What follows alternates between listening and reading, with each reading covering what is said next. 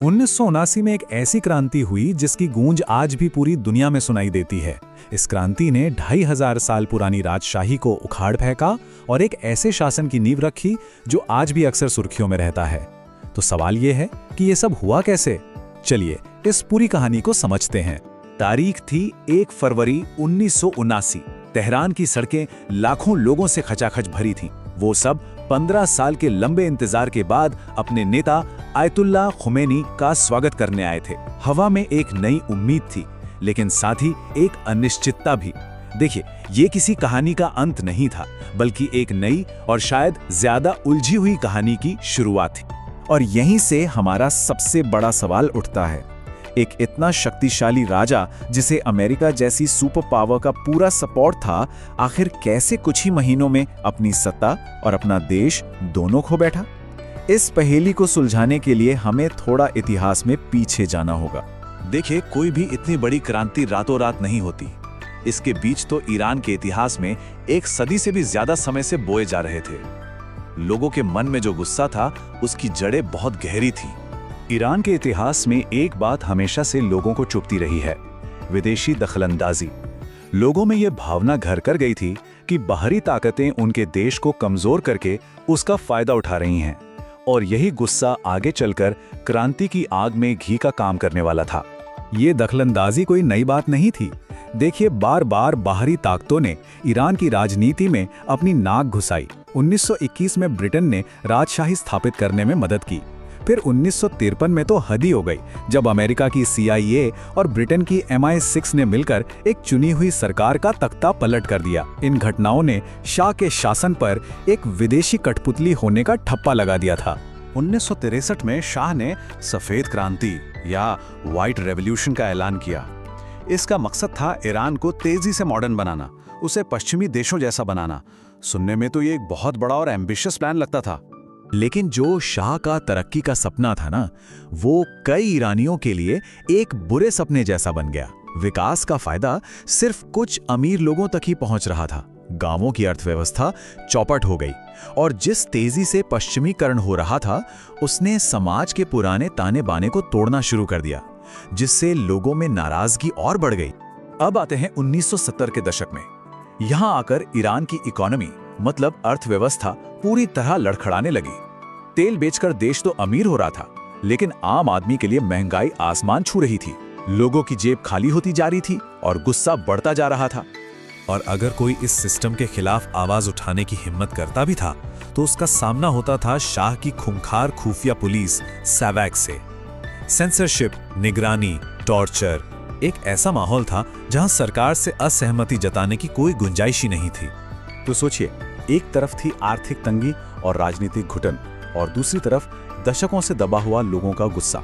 1978 में ये सब मिलकर एक ऐसा ज्वालामुखी बनाने वाले थे जो कभी भी फट सकता था। ये वो साल था जिसने सब कुछ बदल कर रख दिया। 1978 में घटनाओं का एक ऐसा चक्र शुरू हुआ जिसे कोई नहीं रोक सका। सरकार का हर दमनकारी कदम विरोध की आग को बुझाने के बजाय और भड़का रहा था। जनवरी में कोम शहर में उठी एक छोटी सी चिंगारी अक्टूबर आते आते पूरे देश में फैल चुकी थी। अब शासन का कंट्रोल पूरी तरह से खत्म हो रहा था। और सबसे हैरान करने वाली बात जानते हैं क्या थी? ये कि शाह के खिलाफ कौन कौन एक साथ आ गया था। मतलब, एक तरफ थे धार्मिक मौलवी, तो दूसरी तरफ मॉडर्न सोच वाले लेफ्टिस्ट।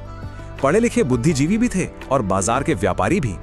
इन सबकी अपनी अपनी वजहें थी, लेकिन उस वक्त दुश्मन सिर्फ एक था, शाह। अब इस पूरे बिखरे हुए आंदोलन को एक चेहरे की जरूरत थी, और वो चेहरा थे आयतुल्ला खुमैनी।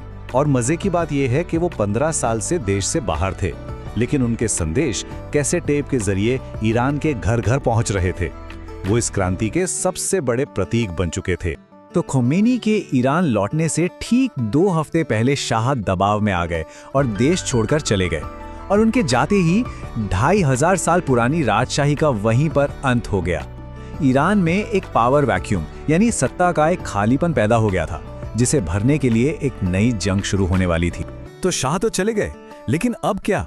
इस हिस्से में हम यही देखेंगे कि क्रांति के बाद के उस अफरा तफरी वाले दौर में क्या हुआ और कैसे सत्ता एक जगह सिमट कर रह गई। क्रांति तो हो गई, पर अब असली पावर स्ट्रगल शुरू हुआ। क्रांति में साथ लड़ने वाले ज्यादातर लोगों ने सोचा था कि अब एक मिलीजुली सरकार बनेगी जिसमें सबकी आवाज सुनी जाएगी। लेकिन खुमैनी और उनके धार्मिक साथियों का प्लान कुछ और ही था। उनका लक्ष्य लोकतंत्र नहीं बल्कि एक कट्टर इस्लामिक रिपब्लिक बनाना था।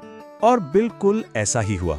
खुमैनी और उनके मौलवी गुट ने बहुत जल्दी पावर के हर सेंटर पर अपना कंट्रोल जमा लिया। जिन लेफ्टिस्ट और नेशनलिस्ट लोगों ने क्रांति में उनका साथ दिया था, उन सबको एक-एक करके साइडलाइन कर दिया गया। इसी बीच एक ऐसी घटना हुई जिसने इस नई सरकार की पकड़ को और भी ज्यादा मजबूत कर दिया, और वो था ईरान हॉस्टेज क्राइसिस। जब कुछ कट्टरपंथी छात्रों ने तेहरान में अमेरिकी दूतावास पर कब्जा कर लिया, तो इसने पूरी दुनिया का ध्यान अपनी ओर खींच लिया। इस 444 दिन चले संकट का असर बहुत गहरा हुआ। इसने न सिर्फ ईरान के अंदर नई हुकूमत को मजबूत किया, बल्कि अमेरिका के साथ रिश्ते ऐसे बिगड़े कि आज तक नहीं सुधर पाए। इसने दुनिया को ईरान की एक नई तस्वीर दिखाई, एक ऐसा देश जो किसी बाहरी ताकत से डरने वाला नहीं है। यहां तक कि इसका असर 1980 के अमेरिकी राष्ट्रपति चुनावों पर भी पड़ा। तो ये तो थी क्रांति की कहानी, लेकिन इसका असर सिर्फ इतिहास के पन्नों में कैद होकर नहीं रहा। 1979 की उन घटनाओं की परछाई आज भी ईरान और पूरी दुनिया पर पड़ती है।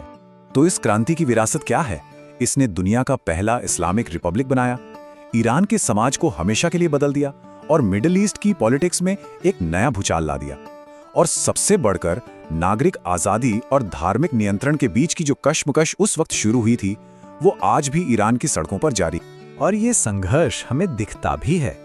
हाल के सालों में ईरान में जो बड़े बड़े सरकार विरोधी प्रदर्शन हुए हैं, उनसे ये सवाल उठने लगा है कि कहीं 1979 की क्रांतिकारी भावना अब उसी शासन के खिलाफ तो नहीं हो रही है जिसे उसने खुद जन्म दिया था। तो हम आपको इसी एक सवाल के साथ छोड़कर जा रहे हैं। 4 दशक से भी ज्यादा हो गए हैं, पर क्या ईरान की क्रांति वाकई खत्म हो चुकी है, या फिर उसकी कहानी का एक नया पन्ना खुलना अभी बाकी है?